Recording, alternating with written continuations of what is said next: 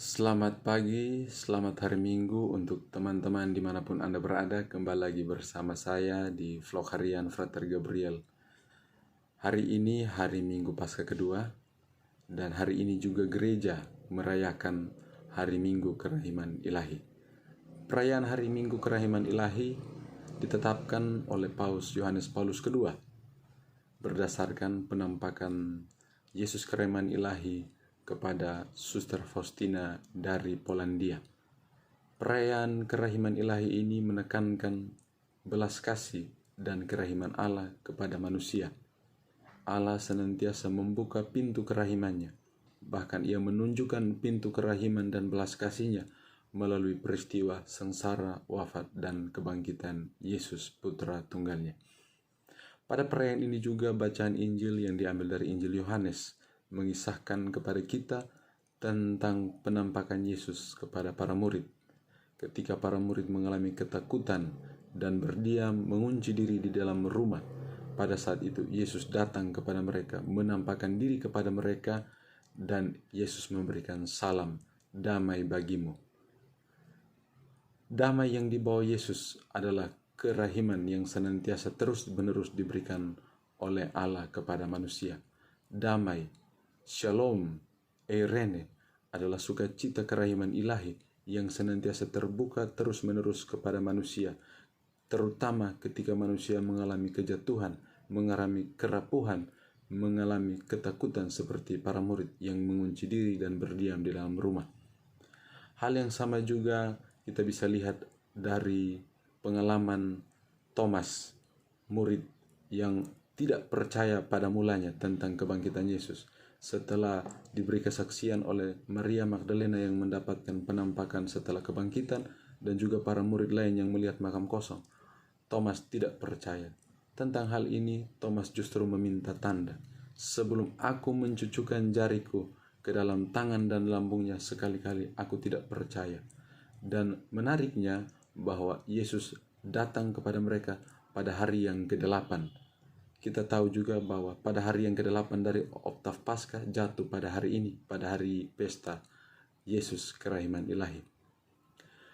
Thomas yang kemudian mendapatkan penampakan dari Yesus diminta oleh Yesus untuk memasukkan jarinya ke dalam tangan dan ke dalam lambung Yesus supaya ia percaya. Tetapi Thomas yang melihat peristiwa penampakan Yesus kepada dirinya tidak lagi memasukkan jari dan jari ke dalam lambungnya, tetapi Thomas dengan iman yang begitu besar berdasarkan pengalaman iman yang dia lihat, kemudian menyatakan bahwa Yesus adalah Tuhan dan Allahku. Ada suatu pembalikan total dari peristiwa penampakan Yesus kepada Thomas ini. Dari yang semula Yesus disebut mereka sebagai Tuhan dan Guru, kini Yesus bagi mereka adalah Tuhan dan Allah.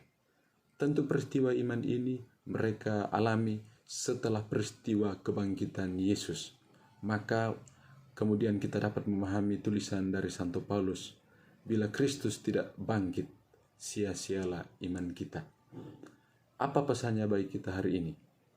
Pada perayaan Paskah, terutama pada perayaan Hari Minggu Kerahiman Ilahi ini, kita diajak untuk senantiasa berharap kepada Yesus. Kita berharap di tengah kerapuhan, di tengah kelemahan, di tengah kesulitan hidup kita sebagai manusia, kita harus tetap ingat bahwa kita punya satu pedoman, kita punya satu pengharapan, yaitu Yesus Kristus sendiri. Pengharapan kita terhadap Yesus pertama-tama adalah berkaitan dengan kerahiman. Sebagai orang-orang berdosa, kita tentu berharap bahwa kita mendapat belas kasih dan kerahiman Allah.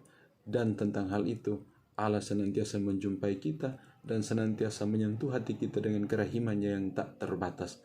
Disitulah kita dituntut untuk membuka diri, untuk menerima kerahiman dan belas kasih Allah. Kita perlu tahu bahwa Allah pertama-tama atau sikap dasar Allah adalah belas kasih dan kerahiman.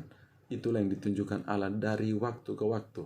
Dan belas kasih kerahiman Allah ini kekal adanya, tidak pernah terbatas, tidak pernah terukur.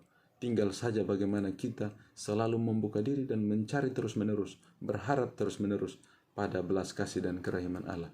Ada satu perkataan yang menarik, saudara-saudara, teman-teman dimanapun berada. Doa orang rendah hati dan doa orang kecil adalah kelemahan Allah. Allah senantiasa melemahkan, atau Allah senantiasa berbelas kasih dengan penuh kerahiman kepada doa setiap orang, terutama yang berdoa dengan rendah hati dan yang berdoa dalam kelemahan, kerapuhan, dan kemanusiaannya. Kita perlu tahu bahwa kita tidak datang ke hadapan Allah, ke depan belas kasih dan kerahiman Allah dengan kekuatan dan kemegahan, kesuksesan dan pangkat status kita. Tetapi kita diminta untuk datang kepada Allah dengan kerendahan hati, dengan segala kerapuhan insani manusiawi kita.